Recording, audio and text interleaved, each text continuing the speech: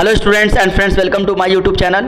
आज हम लोग दिव्यांगों के साथ, विकलांगों के साथ जेएसएससी सीजीएल जो गलत कर रही है, हरामखोरी कर रही है, उसके बारे में बात करने वाले हैं। तो वीडियो को अंत तक देखिएगा, आपको ज़्यादा बेहतर तरीके से समझ में आएगी। अभी तक हम लोग को पता नहीं चल रहा है कि कितने नंबर पे विकलांगों को लिया जा रहा है, नहीं लिया जा रहा है, क्यों नहीं लिया जा रहा है। अगर नहीं लिया जा रहा है तो क्या कारण है, वो जानना चाहते हैं। 8 तारीख को सरकार ने इसको रिजल्ट जारी करने का आदेश किया और उसमें 1932 लोगों का रिजल्ट हुआ, जिसमें सर कैटेगरी वाइज सभी को रिजल्ट दिया गया।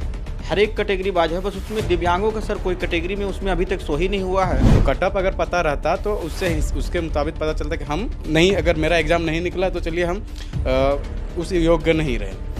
हम लोग एक बार मुख्यमंत्री जी से मिलना चाहते हैं और चाहते हैं कि आप किस बेसिस पे विकलांगों को ले रहे हैं और कितने नंबर पे उनको उठाया जा रहा है, वो बताएं। कल यानी 30 दिसंबर को झारखंड सरकार जेएसएससी सीजीएल के जो अभ्यर्थी जिन्होंने परीक्षा पास की है उन्हें नियुक्ति पत्र बांटने जा रही है।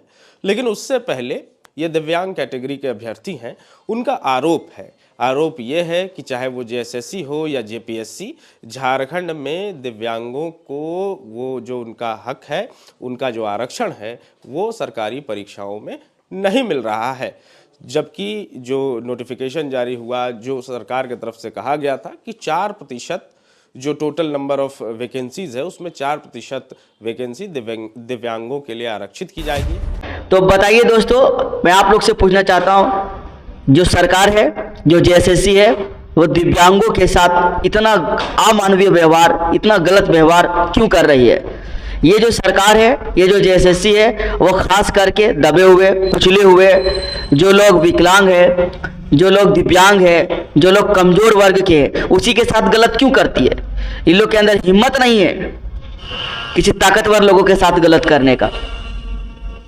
ये हमेशा कमजोर, पिछड़े, विकलांग, दिव्यांग लोगों को सताने का काम करती है। उनका जो हक है उसके साथ हरामखोरी करने का काम करते हैं, ये उसका हक छीनने का काम करते हैं। बताइए, जब आपने 1932 सीटों पर रिजल्ट जारी किया तो उसमें 4% रिजर्व कैटेगरी जो कि दिव्यांगों का था, उसको आपने शामिल नहीं किया, आपने कटअप जारी नहीं किया। अगर आप कटअप जारी कर देते तो इन लोगों को ये बात समझ में आ जाती कि हाँ, हम एलिजिबल नहीं थे, जो मिनिमम कटअप मार्क्स था उसको हम लोग क्रॉस नहीं कर पाए, मतलब हम लोग अयोग्य थे। जब अयोग्य था तो हमारा नहीं हुआ, सबर हो जाता। लेकिन जेएसएससी कुछ बताना नहीं चाहती। जेएसएससी हमेशा ऐसा काम करती है जिससे कि लोग सस्पेंस में रहे, हमेशा डाउट वाला काम करता है। ना एग्जाम कंडक्ट कराती फेयर तरीके से, ना रिजल्ट पब्लिश करती फेयर तरीके से।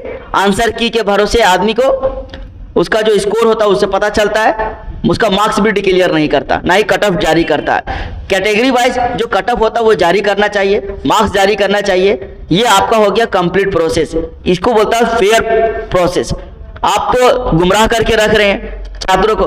अब ये छात्र दर दर भटक रहे हैं, ये छात्र अब इंसाफ के लिए जा रहे हैं, तो इनकी बातों को सुनने वाला नहीं है। और खास करके दिव्यांग और विकलांग जो हो गए, जो कि समाज का सबसे कमजोर तबका माना जाता है, आप उसके साथ अन्याय कर रहे हैं, उसके हक के साथ आप हरामखोरी कर रहे हैं। ये कहाँ का इंसाफ हो गया?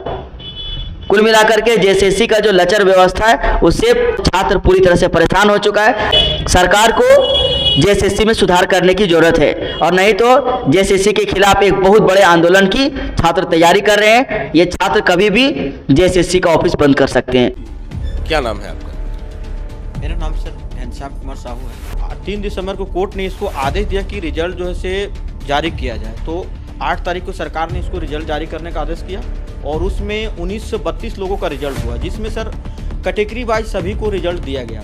हर एक कैटेगरी वाइज है, बस उसमें दिव्यांगों का सर कोई कैटेगरी में उसमें अभी तक सो ही नहीं हुआ है कि इसमें कितना दिव्यांग का नौकरी इसमें एलिजिबल हुआ, पास हुआ या नहीं हुआ, कुछ उसको सरकार ने दिया नहीं। तो यही हम सरकार से मांग करते हैं, मुख्यमंत्री साहब से बोलते हैं कि देखिए, जो हम लोग का RPW एक्ट 2016 का जो प्रावधान है उसे आप पालन करते हुए 4% का हम लोग का सीटें रिजर्व करें, ताकि उसमें जो हम लोग योग्य हैं, पढ़े लिखे हैं, आज हम BCA MCA करने के बाद भी आज हम अपने रोड पे घूम रहे हैं सर, रोजगार के बिना, और हमारे सीटें आरक्षित है। अगर 2025 सीटों के सर आरक्षण के हिसाब से देखा जाए तो 81 सीट दिव्यांगों का बनता है, जो कि 81 सीट बहुत ज़्यादा होती है सर। और ये सीटें अगर हम लोग को मिल जाती है सर हक में, तो हम लोग सर बेरोजगार नहीं रहेंगे। और हम भी चाहते हैं कि सरकार के साथ मिल के अच्छे से काम करें और अपने समाज का सेवा करें सर। यही हमसे निवेदन है कि मुख्यमंत्री साहब हम लोग का एक बार मिलने का भी आश्वासन दे चुकी। एक बार मैं बताना चाहते हैं कि मैं मुख्यमंत्री सचिवालय से आज मैं 20 दिन से घूम रहा हूँ लगातार कि मुख्यमंत्री से मिलना है, बट वहाँ के जो OSD साहब हैं वो हमें मिलने के परमिशन नहीं दे रहे हैं, वो मिला ही नहीं रहे हैं।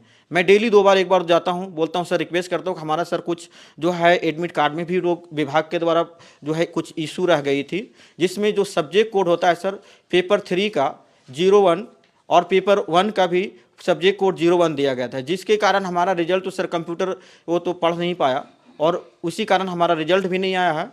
और सरकार से ही मांग करते कि हमारा जो भी रिजल्ट है सर दिव्यांगों का, आप उससे वेरीफाई करते हुए और जो भी एलिजिबल कैंडिडेट है उनको आप सर नौकरी देने का काम करें।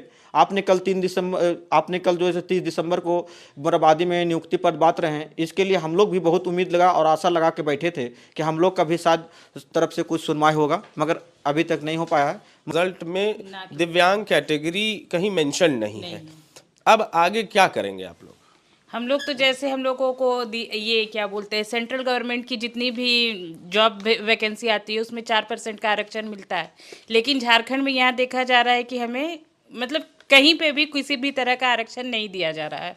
और हम लोग चाहते हैं कि सरकार हमें भी मतलब उस योग्य समझे कि हम लोग भी जैसे सामान्य लोग हैं उस तरह हमें भी ट्रीट किया जाए और हमें भी उसमें कुछ सीट दिया जाए, ताकि हम लोग भी किसी स्थान पे एक बार खड़े तो हो पाए। लेकिन हम झारखंड में देख रहे हैं कि झारखंडों में विकलांगों के लिए कोई भी किसी भी तरह की मदद नहीं दी जा रही है।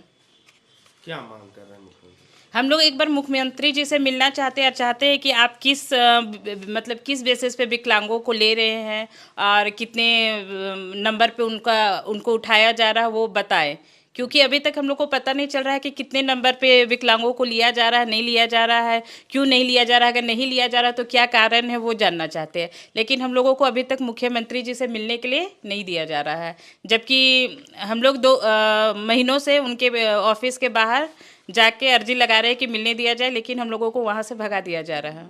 क्या कहा जा रहा है? नहीं मिलने दिया जाएगा, ऐसे ही बोला जाता है।